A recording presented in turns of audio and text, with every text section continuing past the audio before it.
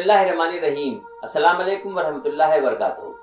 मोहतरम बुजुर्गों, दोस्तों, भाइयों बहनों, एक ऐसा मौजू है जिसके बारे में जी चाहता है कि मुस्तकिल गुफ्तगू होती रहे, कहीं ना कहीं घूम फिर के जिंदगी जो नज़ारे दिखाती है उसमें एक अहम जो टाइटल लिख के आता है, एक अहम जो नाम लिख के आता है, वो माँ बाप का होता है। अब ये माँ बाप का जो जिक्र है ये कितनी तरह से किया जाता है, हदीस के एतबार से होता है, दुनियावी एतबार की बहुत सी पुरानी चीजें हैं जिनके एतबार से होता है, मगर एक ऐसा मौजू है ये कि अगर आप गौर दे के सुनेंगे तो कहीं ना कहीं हर एपिसोड में, हर गुफ्तगू में, हर लहजे में, हर जुमले में कुछ न कुछ ऐसी चीज छुपी होती है जो जिंदगी बदलने के काम आ जाती है।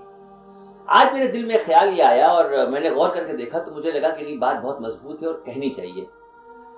बच्चे जब पैदाइश के बाद से होश संभालते हैं और धीरे धीरे उनकी उम्र बढ़ रही होती है, इधर बच्चों की उम्र बढ़ रही होती है, उधर माँ बाप की जो उम्र बढ़ रही है वो उनको जवानी से बुढ़ापे की तरफ ले जा रही होती है। चेहरे की बढ़ती हुई झुर्रियां जिंदगी को इस तरह से लेके आगे चलती हैं कि जैसे लगता है शक्लें ही बदलने लगी।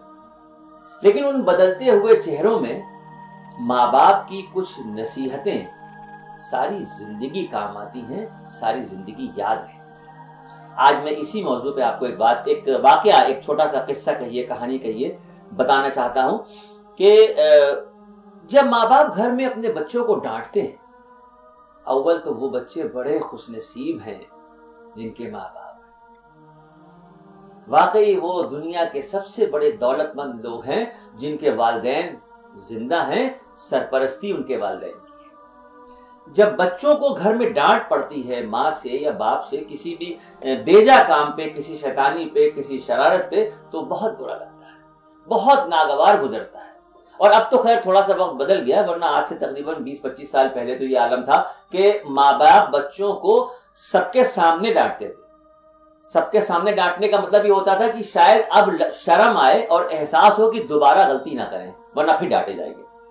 लेकिन कहीं ना कहीं वो उम्र ऐसी होती है कि चीजें नागवार गुजरती। लगता है कि माँ सबसे बड़ी दुश्मन है हमारी, बाप सबसे बड़ा दुश्मन है, जब देखो कहा करते हैं, हमारे पीछे पड़ के रह गए, ये करो तो टोक दिया, वो करो तो टोक दिया, ये ना करो, वो ना करो, यहाँ ना जाओ, वहां ना जाओ। जिंदगी इसी में गुजरती जा रही है। जिंदगी तो नहीं गुजरती, बचपन गुजर रहा होता है और वो जवानी की तरफ पहुंचता है। एक लड़के का किस्सा मैं आपको सुनाऊं कि जब वो इन घर की बंदिशों में हर वक्त उलझा रहता था, माँ और बाप की डांट उसको जहर लगती थी, उम्र आहिस्ता आहिस्ता बढ़ रही थी। तकरीबन 21-22-23 साल की उम्र का जब वो हुआ और उसको लगा कि अब मुझे नौकरी के लिए, इंटरव्यू के लिए जाना हो, तो एक बहुत बड़े ऑफिस से, बहुत बड़ी कंपनी से पता चला कि यहाँ पर वैकेंसी है और बहुत से लड़कों ने फॉर्म भरा वहां पे। ये भी बेहतरीन अपने साफ सुथरे कपड़े निकाल के, टाई वगैरह लगा के, पूरा अपनी फाइल तैयार करके घर से निकलने लगे।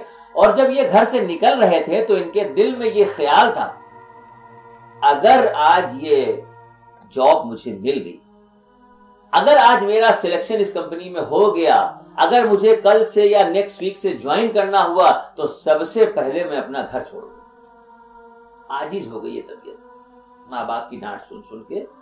बचकानी बातों पे टोकते हैं, जबकि अब मैं बड़ा हो गया। ये सोच के घर से निकले कि अगर आज ये जॉब मिल गई तो हम ये घर छोड़ देंगे, कहीं किराए का मकान लेंगे, माँ बाप के जो हुकूक हैं वो आके हफ्ते में एक दिन पूरे कर लिया करेंगे। पहुंच गए इंटरव्यू देने के लिए। ग्राउंड फ्लोर पे काफी लड़के बैठे हुए थे, एक रिसेप्शन पे कोई स्टाफ बैठा हुआ था। ये रिसेप्शन पे गए, इन्होंने पूछा कि क्या यही इंटरव्यू है? मालूम हुआ हाँ, सेकंड फ्लोर पे है और आप बैठिए, नंबर सबके हैं, उस हिसाब से बुलाया जाएगा। इनके आसपास के लड़के अलग अलग एक एक करके ऊपर जाते आते जाते सिलसिला चल रहा था। कुछ देर के बाद ऐसा हुआ कि ये आखिरी कैंडिडेट बचे, बाकी सब जा चुके, ऊपर जा चुके थे, मतलब सेकंड फ्लोर पे। और वहां से क्या था ये बाद में बताऊंगा। जब लास्ट में इनका नंबर लगा और इनको लगा कि अब मुझे भी उठ के जाना है, तो जब ये अपनी चेयर से उठे ऊपर जाने के लिए तो इन्होंने देखा कि फैन चल रहा है। फैन चल ही रहा था क्योंकि सभी लोग बैठे हुए थे। इन्होंने जल्दी से उसका स्विच ऑफ किया कि अब तो यहां हॉल में कोई भी नहीं है, तो उन्होंने फैन ऑफ कर दिया। ऑफ करने के बाद ये जीने की तरफ बढ़े। जब ये जीना चढ़ रहे थे तो इन्होंने देखा कि जहां पर जीना खत्म हुआ वहां पर एक जग और एक गिलास नीचे जमीन में रखा हुआ है। इनको लगा ये शीशे का जग और गिलास है, किसी की ठोकर लगी तो उसके चोट लग जाएगी। इन्होंने जग गिलास उठाया और बराबर में एक टेबल थी उसके ऊपर रख दिया। वो रखने के बाद ये आगे बढ़े। जब ये आगे बढ़े तो एक पतला सा पैसेज था जो जा रहा था, और उस पैसेज में एक चेयर रखी हुई थी। उससे अलग अलग हट के बच के और लोग निकल के जा रहे थे। ये जो कि आखिरी थे, इन्होंने देखा कि ये बिला वजह चेयर बीच में रखी हुई, इन्होंने उसको उठा के और किनारे जो टेबल थी उसके पास कर दिया। ये सब अपना करते हुए कई इस तरीके की और जो इन्होंने छोटी छोटी चीजें देखी, और उसके बाद ये बैठ गए। आखिर में, सबसे आखिर में इनका नंबर था। अब जब ये बैठे हुए थे तो इन्होंने देखा कि लड़के जो और इंटरव्यू के लिए आए वो अंदर जाएं और फौरन वापस आ जाएं, जाएं और फौरन वापस आ जाएं। इनसे रहा नहीं गया। इन्होंने एक को रोका, कहने के क्या मसला है यार, तुम लोग इतनी जल्दी सब आ जा रहे हो। तो उसने कहा मसला कोई नहीं है, अंदर जाने के बाद ये पता चला कि आज सिर्फ फाइल जमा हो रही है, इंटरव्यू बाद में होगा।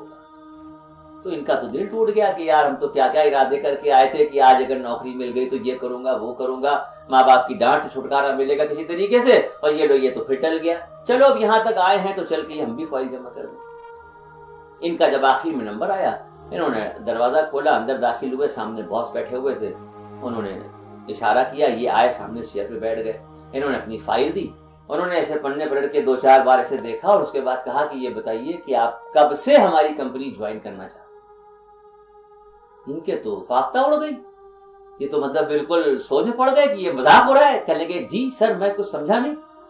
कहने लगे बॉस ने कहा कि मैं ये पूछ रहा हूं कि आप कब से हमारी कंपनी ज्वाइन कर सकते हैं, आपका सिलेक्शन हो गया।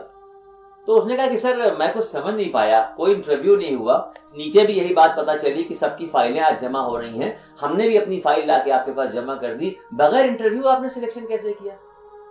तो उस कंपनी के मालिक ने कहा, जो बॉस जो बैठा हुआ था, उसने कहा कि हमने नीचे से ऊपर तक जगह जगह सीसीटीवी कैमरे लगाए हुए थे और हम ये देखना चाह रहे थे कि कौन आदमी एजुकेशन के साथ साथ घर की तरबियत के माहौल में पला है।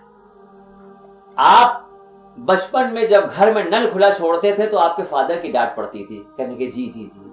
कहा जब आप अपने कमरे से निकलते थे तो लाइट ऑफ किए बगैर, फैन ऑफ किए बगैर निकलते थे, जिसपे अम्मी आपकी डांटती थी कि जब कमरे में कोई नहीं है तो पंखा क्यों चल रहा है, आपको जहर लगता था।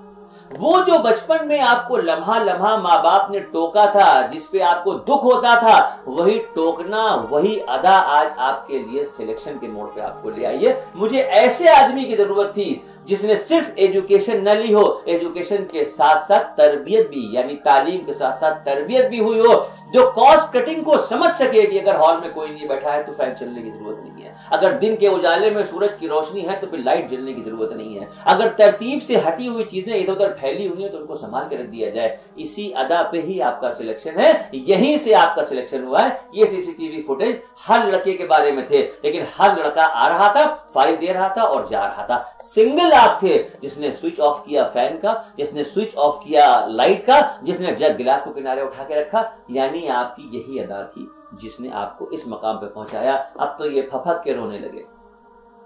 जो घर से ये सोच के निकला था कि आज तो इस कैद खाने से छुटकारा मिलेगा, वो रोते हुए घर की तरफ जा रहा था कि काश मेरे माँ बाप की उम्र अल्लाह और लंबी कर दे।